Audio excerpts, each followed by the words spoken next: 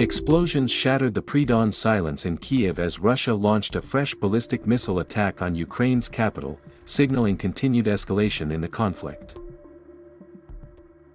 Blasts were reported at 4 a.m., 4:30 a.m., and 5:13 a.m., indicating a sustained multi-wave strike.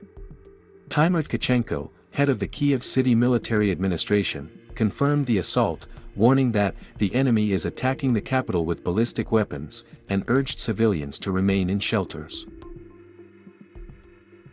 Air raid sirens were triggered at 3:56 a.m., before expanding to all of Ukraine by 4:47 a.m. after the Air Force reported Russian bombers taking off, pointing to a wider, coordinated operation.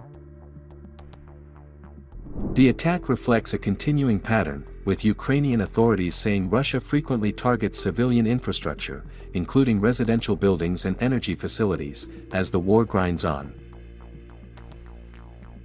In Sumy Oblast, a separate drone strike killed 4 civilians, including 2 brothers and a married couple.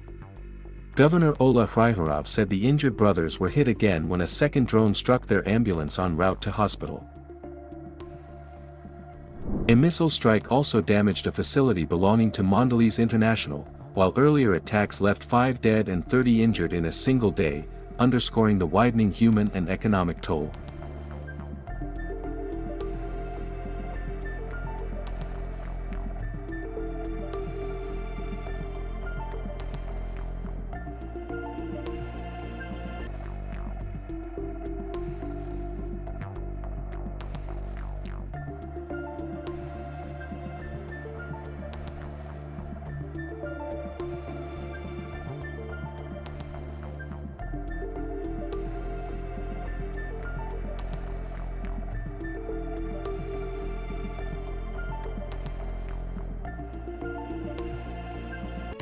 If you like this video, then like, share and subscribe to ET Now.